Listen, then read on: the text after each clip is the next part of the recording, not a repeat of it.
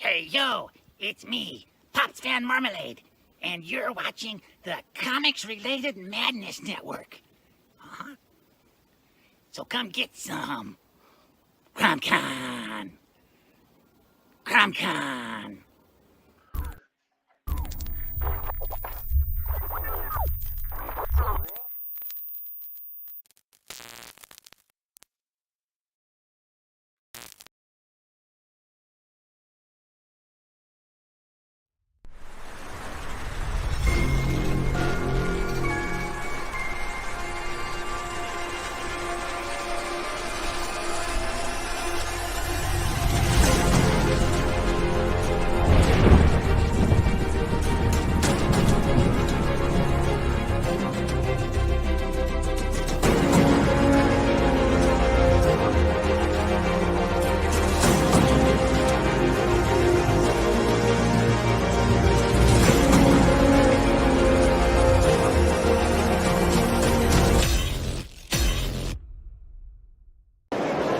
Huddleston, and you're watching the Madness Comic Network.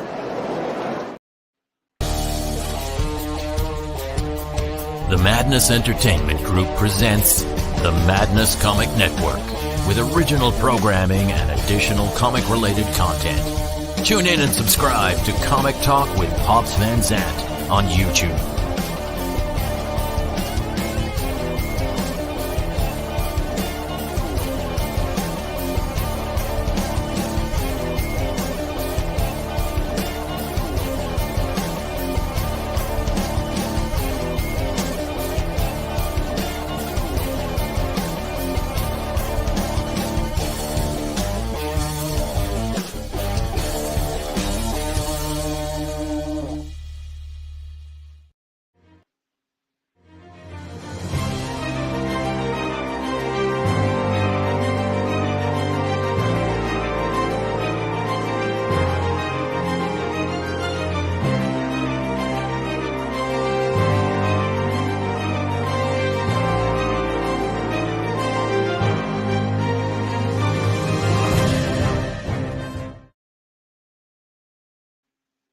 Hey folks, welcome to the Comic Pulp. I'm sorry we're running a little late today, but so today is the anniversary of Pearl Harbor, which kicked off World War II and for the Americans, right? And a lot of our great comic creators like Stan Lee, Jack Kirby, and all of them. Hey, what's up, Pops? Went to fight the war, and then they took their war experience and transcribed it into some wonderful comics. And we're going to talk about that today. And plus some stuff that most people don't know around that time in that era. I'm sorry we don't have a special guest that we normally do. Hey, Glenn. But the thing is what I really want to do is dive into what happened and how it influenced comics for the years to come, especially the way we do art. Now, going back on this day, back when Pearl Harbor happened, what ended up happening is a lot of people, what's up, Bold Cat Studios, Kirby, who is he? Jack Kirby, Jack the King Kirby, the man, the myth, the legend, the guy that basically changed everything that we do in comics, the way we draw them, the way we, put the camera in there and draw the reader in, and making sure there's enough space for lettering. Because before Jack Kirby, we used to be very redundant in comics, right? And I mean very redundant, where we'd have a caption telling you what was going on in the comic, then the action showing you what was going on in the comic, and then the word balloon from the character telling you what was going on in the comic. Jack Kirby is one of the first artists that broke away from that method, that whole mold, and thank God, because now as we read comics, we see that we allow the artist to breathe. We allow them to control the reader's eye, where it goes. But I think I met him a couple of times. Yes, Glenn. And yes, come January, me and Glenn will be talking about that again, about when Glenn and him met up and all this. But back to the story that influenced comics from World War II. So all this craziness went in, everyone was going to the war, and out of Pearl Harbor was the birth of the 442nd. And the 442nd today in U.S. history is not the only, but the highest decorated military unit of all time, with 21 Medal of Honors and the Distinguished Presidential Award. 4,000 Purple Hearts, 4,000 Bronze Stars, you name it. These guys were awesome. And what they inspired was Sergeant Rock. But, which is funny, because though they inspired Sergeant Rock, because Jack Kirby got to serve with these gentlemen, the 442nd was an all-Asian battalion. And Sergeant Rock, Jack was like listening to their exploits and just, putting them down and putting down all the stuff and sharing with friends. Hey, Glenn, Steven. It was crazy, right?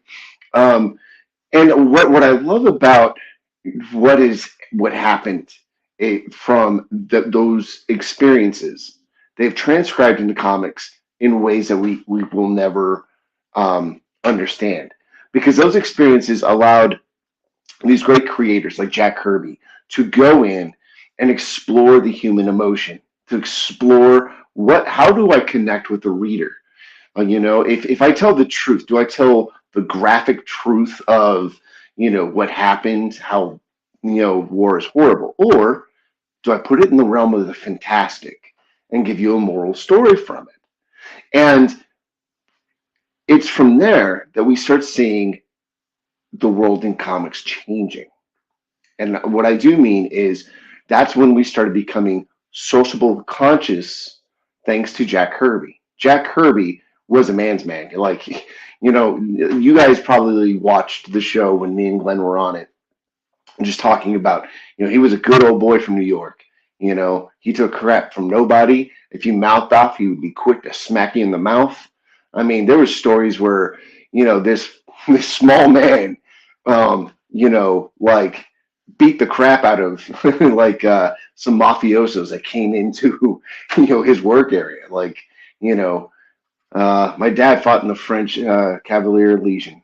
As a thank you for this parachute jump in Normandy D-Day. Just saying. Yes. Amen. That is fantastic, man.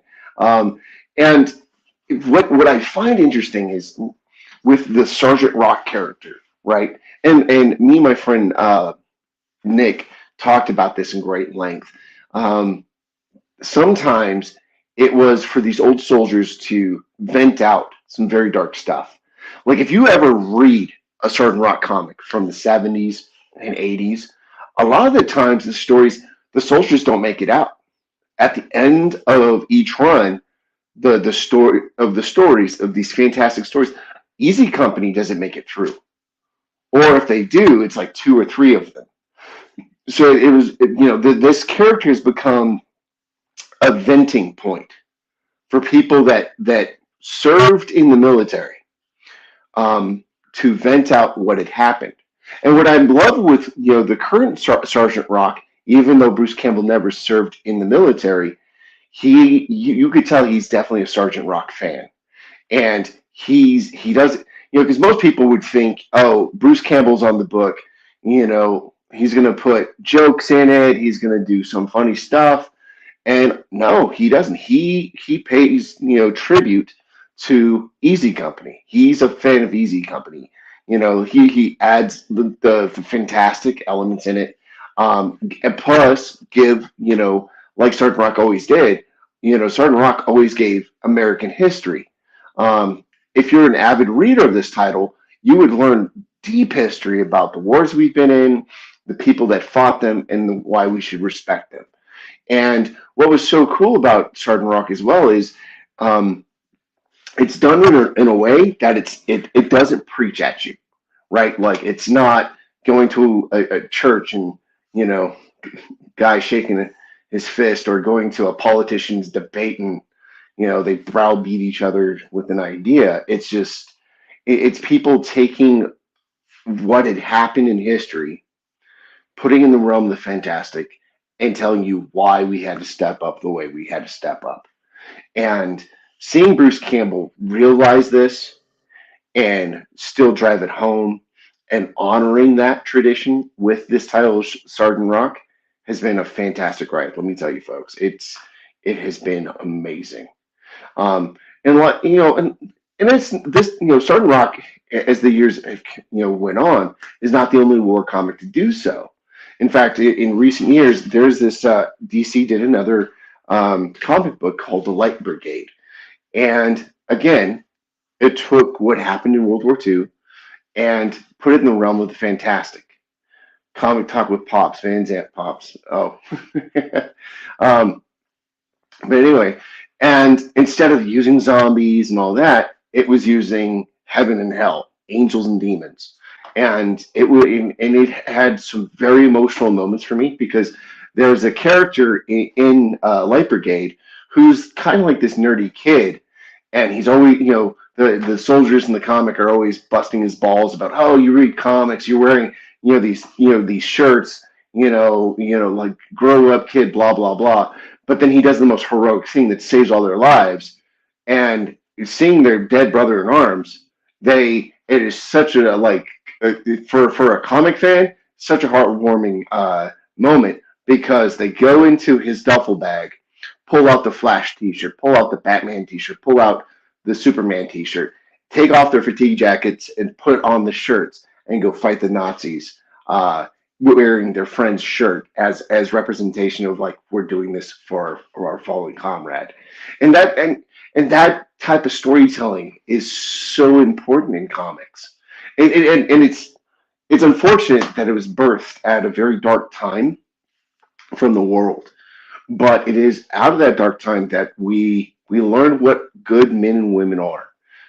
They dug in deep, and they, I know I hate to say the cliche, but there's a reason why they called that group the Greatest Generation.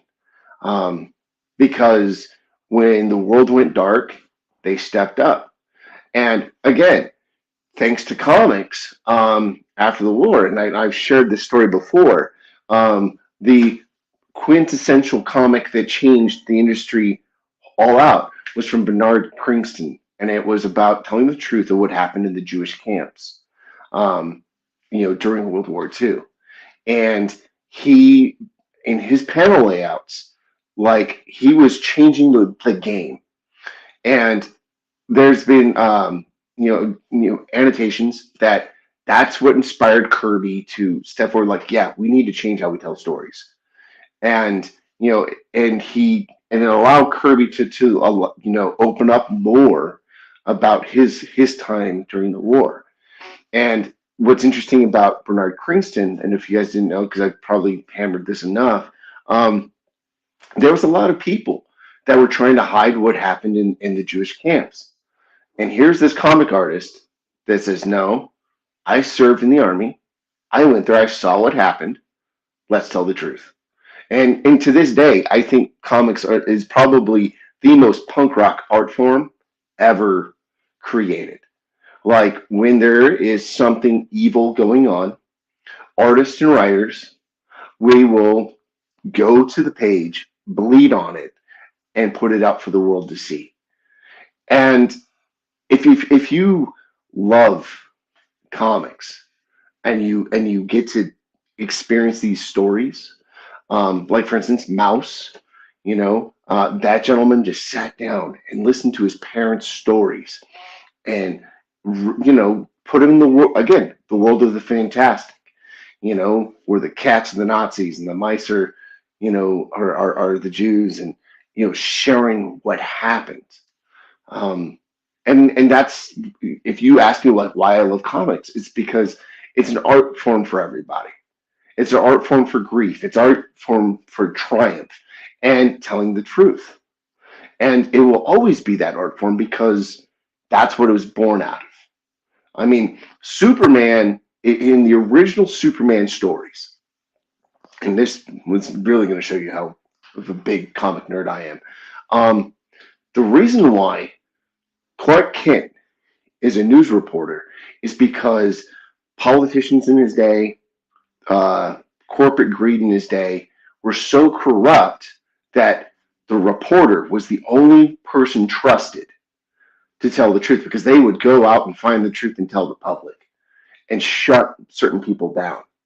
And so for Superman to be an everyman as a reporter, to get to the truth, was a viable, experience. That's why he was so popular. Well, not why he was so, but one of the reasons why he was so popular. And the more kids read them, the more they were getting interested. Unfortunately, now, the way the world works, back in the day, you can graduate high school and become a newspaper reporter. Hail, Phil, Pops, Glenn, Steven. Hey, what's up, Quentin? Anyway, so, because, being a news reporter back in the day was a blue-collar job. Anyone could do it. Now you have to go to 7 Ivy Leagues, have an insane resume, and then maybe you'll get, a job working your local thing, newspaper or something. But back in the day, it was a lot more blue collar, and that's the reason why it was probably most trusted back in the day. But going back forward about the truth of comics, about the darkness and light, the comic that really got me into comics was Spawn. But what made me want to read Spawn was James O'Barr the Crow.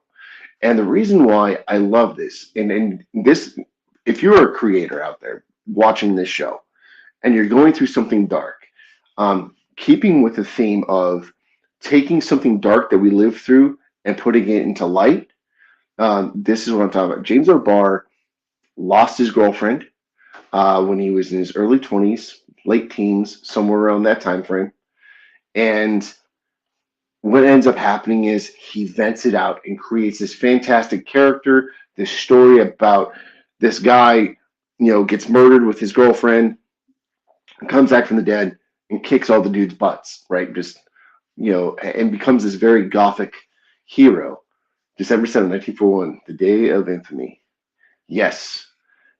Today we celebrate Pearl Harbor, exactly, and the birth of the 442nd.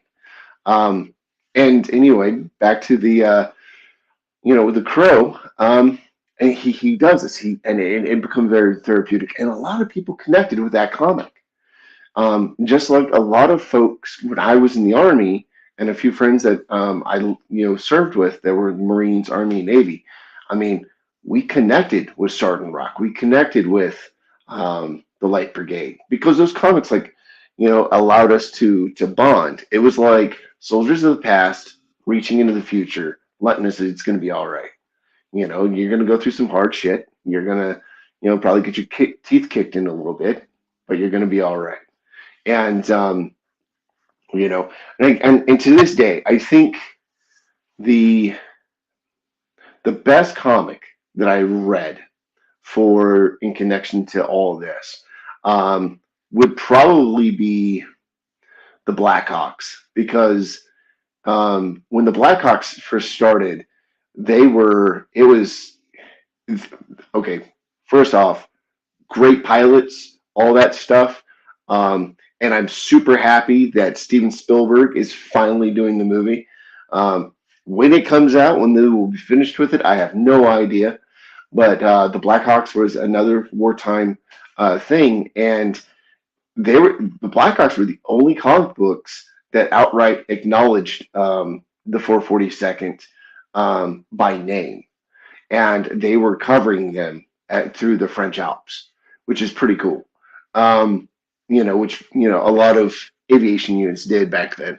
And what made me really enjoy the Blackhawks, though, is the art in those books really made me want to tear up every piece of art that I ever did, because they were doing stuff like camera angles that I was just I would have never thought of. I am not joking. I was tearing up my art left and right and burning it because and then that led me into getting Jack Kirby, and that's when I really got discouraged because like seeing what he can do with a punch, man, or a camera angle just for dialogue, just simple dialogue. It made you go like, wow, I drew a talking head very boring. That sucks. And so I had to go back in, retrace, redraw, re-ink, and just keep at it. But, you know, that was a wonderful experience for me when I'm in Afghanistan, reading these comics and sharing them with my buddies, knowing what these guys went through that created the comics that connected to us. And man, I'm telling you, like, if you can, anytime you can, go check out a Sergeant Rock comic or Black Hawk's comic. Like, there is some really good storytelling in there. Again, that gives, you know, fictionalized accounts of American history that does teach you why we went there in the first place, but without being too preachy. Because you got to admit, like, sometimes when you watch a documentary or you read a book about something, it's almost like the writer or the director just wants to punch you in the mouth over and over and over about like the message that they want to get through. Back in the day, these guys didn't do that. They're just like, give you the facts, put it in a fantastic element, and let you decide what you feel about it, all while entertaining the hell out of you. And, you know, one of the greatest things about that time in comics as well, a lot of people don't know, is that the reason why those comics became so influenced the next generation was because as these soldiers were coming back home and they were writing these stories and getting them printed and done, most people don't know this, but comic books actually helped save the news industry. Very true. In fact, someone blocked the bots. They're back again on the stream, and I don't want to accidentally block somebody like I did last episode. Anyway, so during the war, to save ink, to save metal, a lot of the old printing presses were getting broke down and melted down for bullets, for parts. You know, everyone was doing their part during the war. But during the comics boom that happened when these soldiers came back, it saved a lot of people's jobs.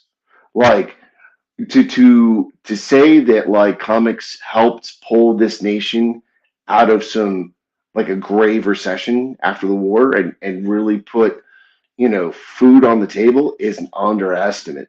It has been estimated for every printing press that was about to go out of business.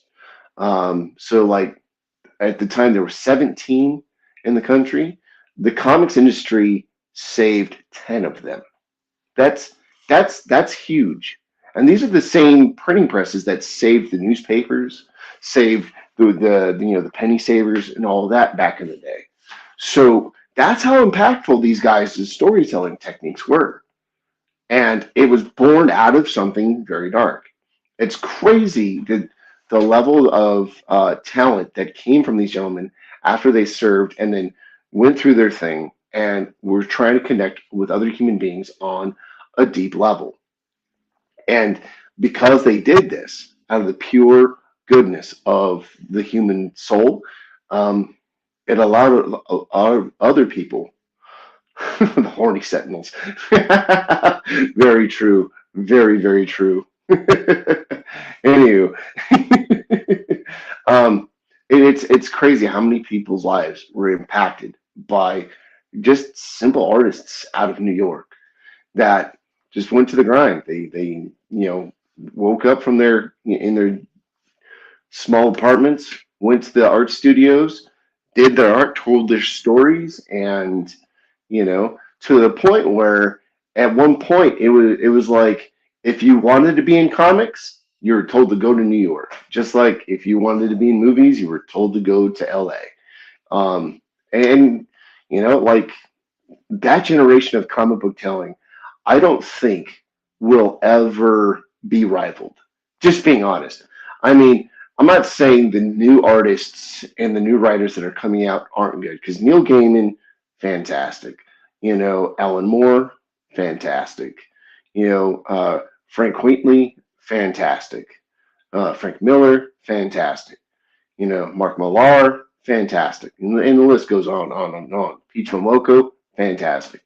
But to have the level of impact, that small group, and seriously, it was a small group, like maybe 10 artists and writers at that time running both DC and Marvel, which is nuts. And you know what I mean? Like, yeah, they had other artists and everything, but Frank Miller, excuse me, Jack Kirby, Stan Lee, Steve Ditko, and all of them, like, it literally was just 10 guys that were selling the most books. Yeah, you had small books here and there from Joe so-and-so, John Smith, blah, blah, blah. But in the 60s and 70s, for a long time, the guys that put boot to asses for this country came back and, put their art trade into effect and told their stories to vent their souls out. I mean, we're watching their movies now. That's what's popular now. Like, that's the level of impact that this small group of creative, people have had.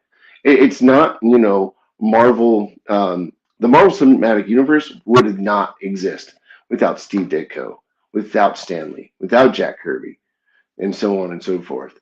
Even Frank Coletta. And I know a lot of people are like, "Oh, Frank Coletta like destroyed Jack Kirby's art. Like, they don't like his inking." He still did penciling too. He did a lot of pencil story, and he did a lot of stories that are still being used in the MCU. Stan Lee didn't leave the shores of the U.S. during the war. Yes, that is very true, but he was willing to. Vince Coletta. Yes, I always get those two, mixed up because they're both the same. Yes, Vince Coletta. But anywho, and it's mine. Like, when you realize the level of impact that these creators had, it's just mind blowing. I know we all, as creatives, whether we draw, ink, right, we would like to hope and we pray that, something will impact the way, some of these comics have impacted the world. But I think if I can be so as bold to say, that early Marvel pen, like the whole early thing that Marvel was with that small group of people, they were the Beatles of comics. I don't think, just like the Beatles are never rivaled in music, like, no matter what, like, for some reason the Beatles still outsell, modern people's music charts, which is nuts to me, by the way.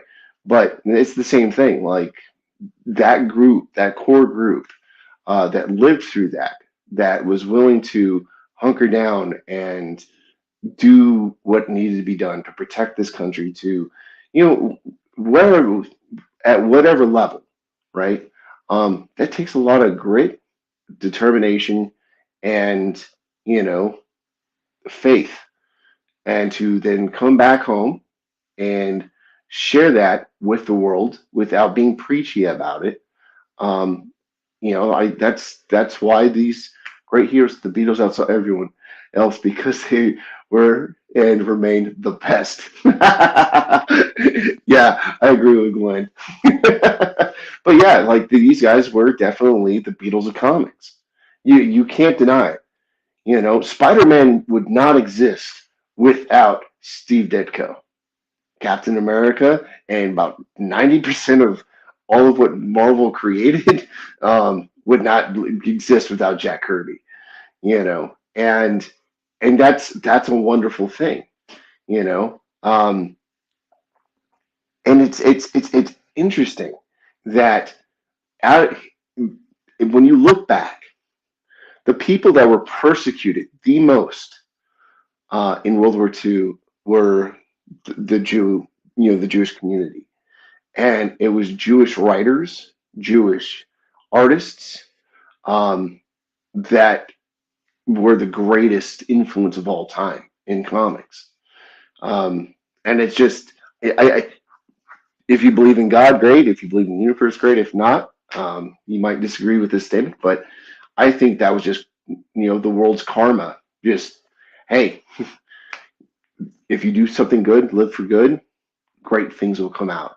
And yeah, it's to this day, every time a young kid comes to me in the comic store and says, "Hey, what should I buy? What should I get?" I always go like, "Well, check out these guys."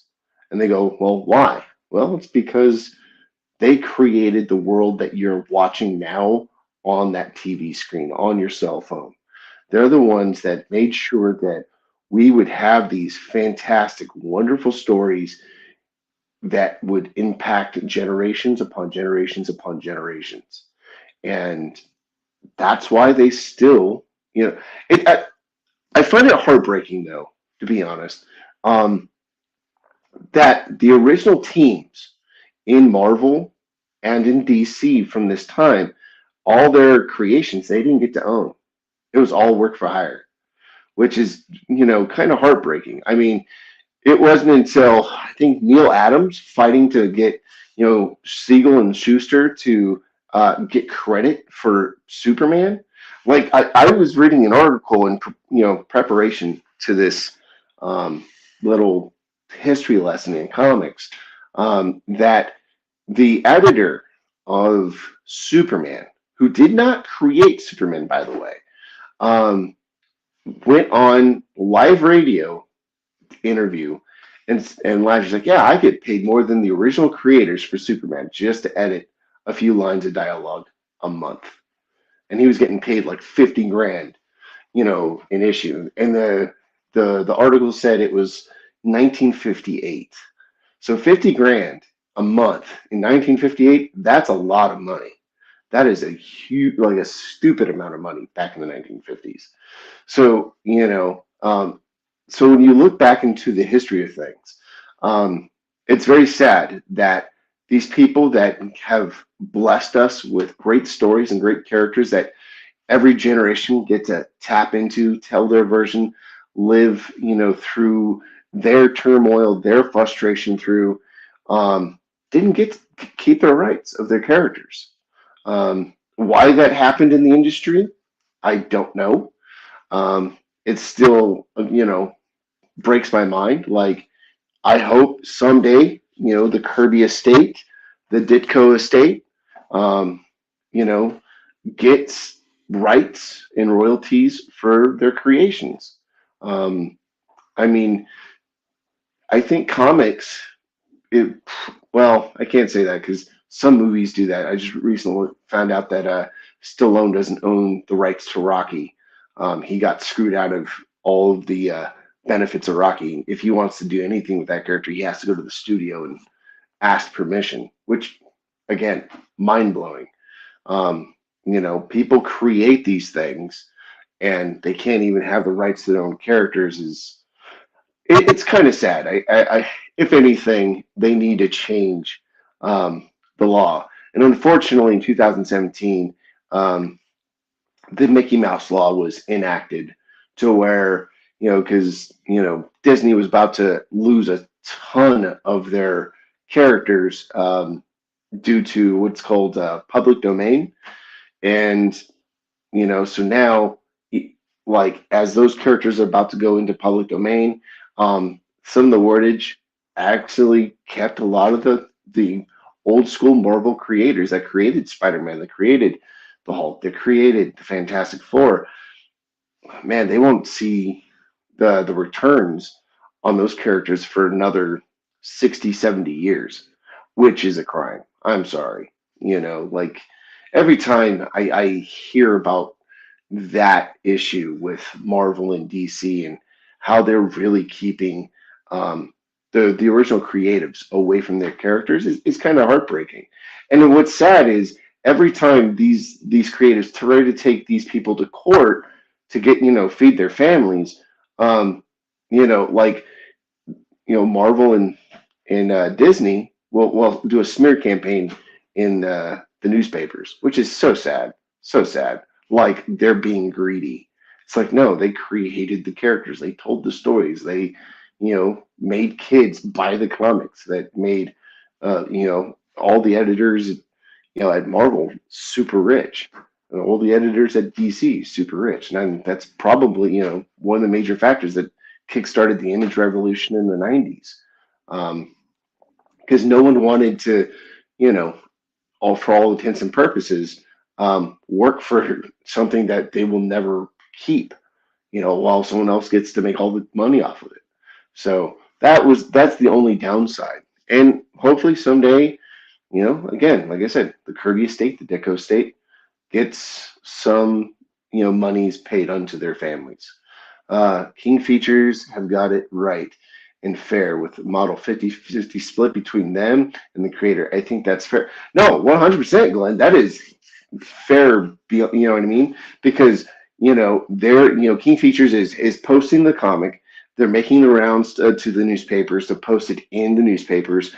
In some cases, printing the strips, and then so as compensation for that, they get 50% to pay the staff and to pay for the work done, and while the creator gets 50% to pay their bills and put food in the fridge, 100%. And I think that's and I think was it Image Comics now. They have a great model too, where you get to keep the rights, and I don't know if it's 50-50 or if it's more than, because I know if you go to work for Image Comics, Image Comics itself, the umbrella can offer you a great deal, but the studios that make up Image Comics, if you go work strictly for those studios, they can't give you a better deal than what Image Comics can. They can never compete with the overall brand. So if you want to go work for Skybound, Skybound's contractual agreements will not be Image contractual agreements, because they'll be competing within the house, and the creators of Image don't want that. But yeah, I agree. King Features, as a creative, one of these times when my child comic is done, I'm going to be reaching out to them because of that fact. And it's crazy too, because and very sad to hear with King Features, a lot of their properties are getting kicked out of newspapers. They don't want to print them. So I hope they get new creatives in that company soon that can keep that alive. I know King Features now is looking at other properties, so who knows? I just know, it could be that they didn't update some of the properties that they had well enough, or it could be just the fact that people aren't reading print as much as they used to, but doing an online service that they do still. I mean, they should be making a decent amount of money. So hopefully they turn it around. But yeah, back over to the whole Marvel and DC thing. If you ever want to check out these wonderful creations that honor December 7th for our country, King Features can work with me on my properties if they wish. Image too. Agreed, Glenn. Agreed.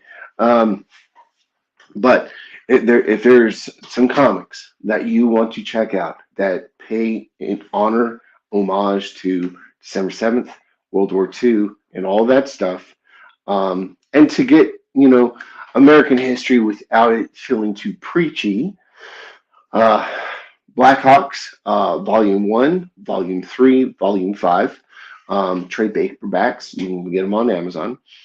Shard and Rock, the initial run, that was started back in maybe it was 1951. Anyways, you can get it all in trade paperback. Then there was another run that they did with Shard and Rock from 1977 to 1979. I think that one would be Volume 8.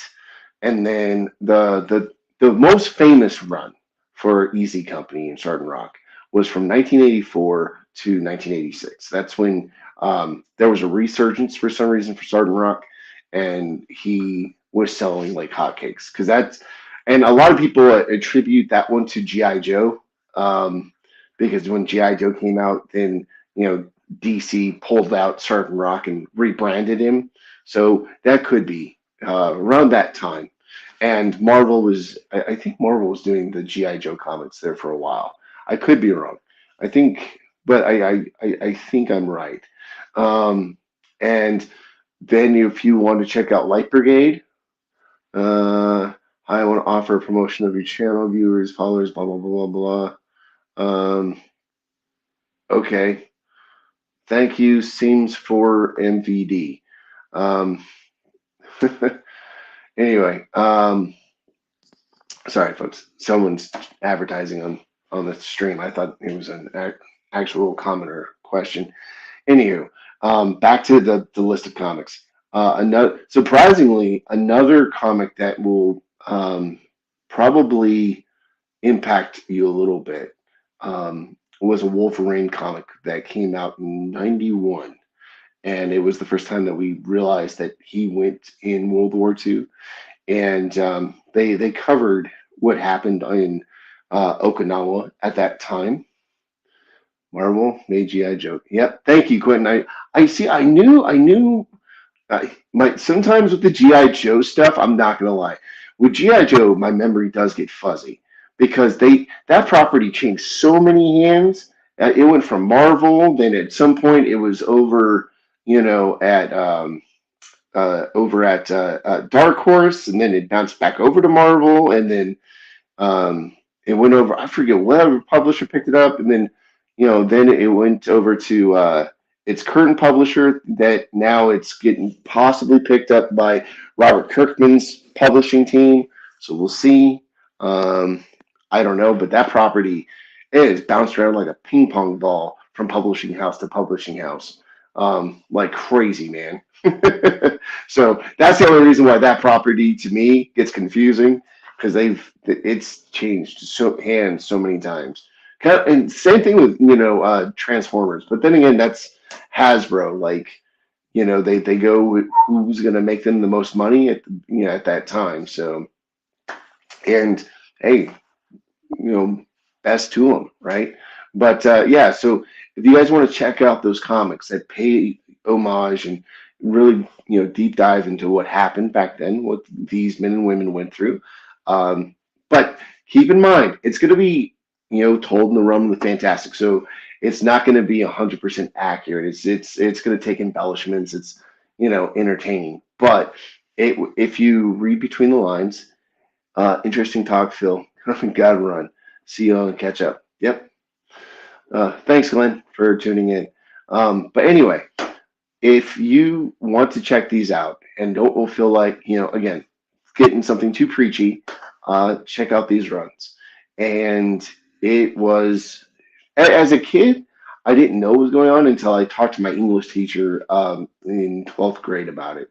And he explained it because his father, just like Glenn's dad, served in D-Day and all that stuff. See you. Yep, Quentin just said see you too, Glenn. Hope you're having a good one, Glenn. And that's when I started learning about this art of storytelling in comics, really deep diving and exploring what these comics did. And what's interesting to me is that looking back now, as an older man, I really hope that we can take this type of storytelling and pass it down to future generations to keep it alive. I don't think comics will ever disappear. I don't think, because the history of comics is from what I was told by numerous of people. I don't know if it's true, but comics are one of the only of like 3 or 4 art forms that are 100% American made. Like Americans only made 4 types of art forms, and it was invented here. Don't know how much truth that is to that. I mean, people that read manga and comics from other countries will debate that. Don't know.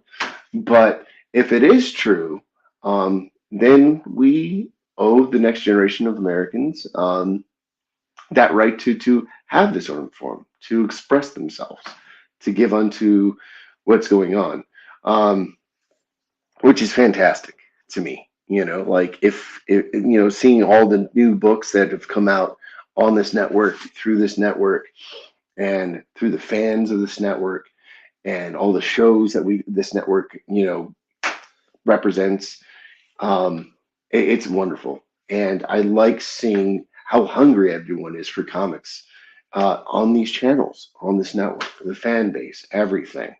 It is quite lovely to see people still picking up comics, reading them, and wanting to be part of this community.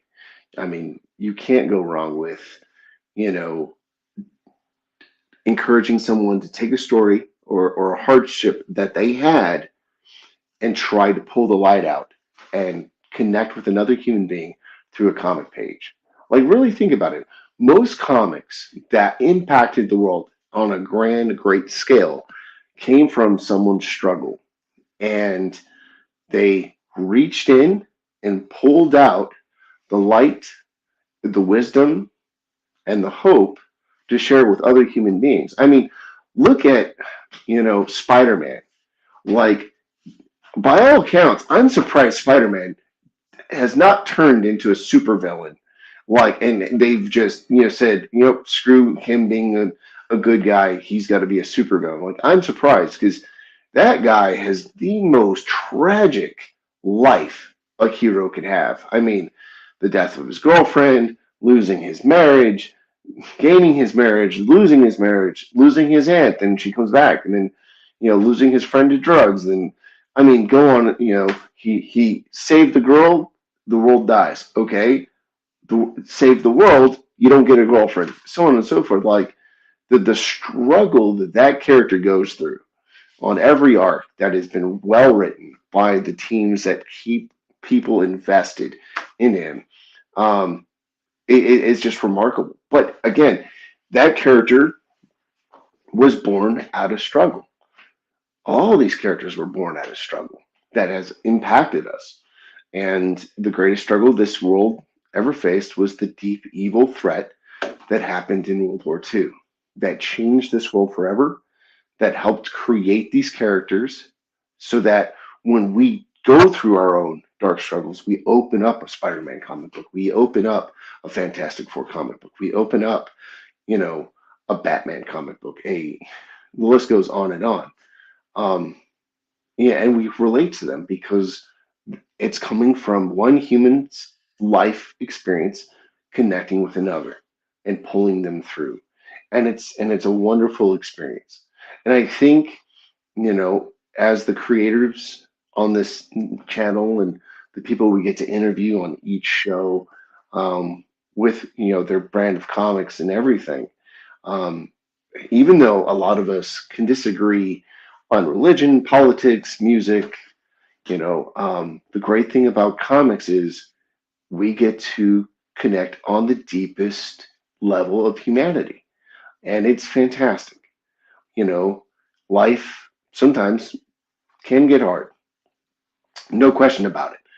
And when it does, you remember those who pull you out of that darkness, who answer your phone call at 3 a.m., who, if you got a flat tire at midnight, will come and, change it. And comics literally pays homage to those people, as creatives take a personal life story and put it in this realm of the fantastic, of zombies, of aliens, of superheroes, of cowboys fighting dinosaurs. I mean, you name it. And give us this beautiful story. And we wonder why it's such a popular medium right now for the movies. Like, literally, almost every movie coming out in Hollywood is a comic book franchise. Like, if it doesn't have that hardcore fan base from comics, most people don't want to, touch it. And hey, I get it, man. I get it. Like they're companies, they want to make money, right? But there's a reason why these types of stories connect with people. It's because they were born out of something pure.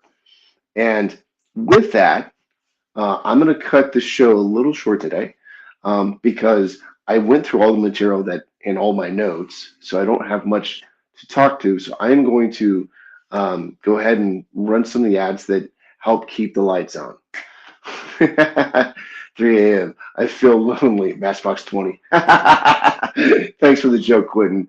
Anyway, folks, I really hope you enjoyed this history lesson of comics and how they've changed the world and where these stories came from.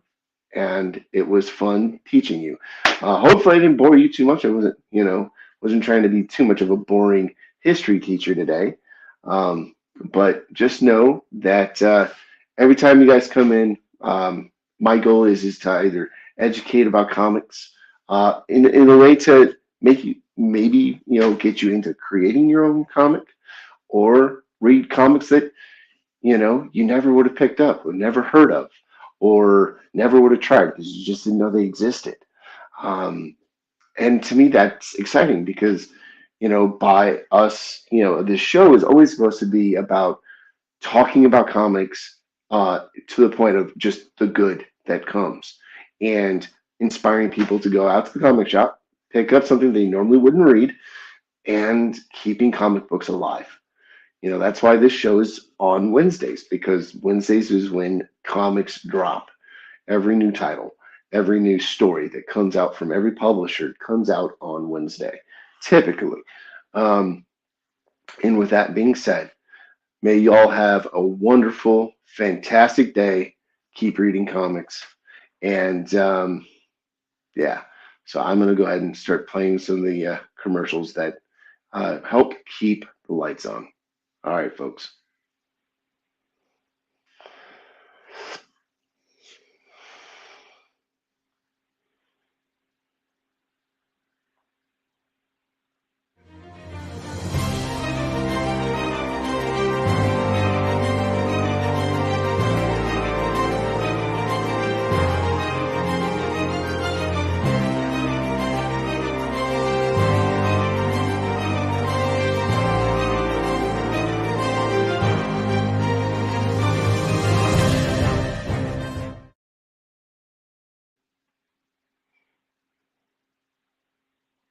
Comic Books for Kids provides comic books to kids in hospitals and cancer centers across the U.S. It's a place where we can all work together to make sure every child has a comic book. 100% of all proceeds go towards the kids. It's about making a difference, and while they're in the hospital, allowing them to fly like a superhero, battle dragons, or rescue teddy bears. We are in every state in the country and now support over 160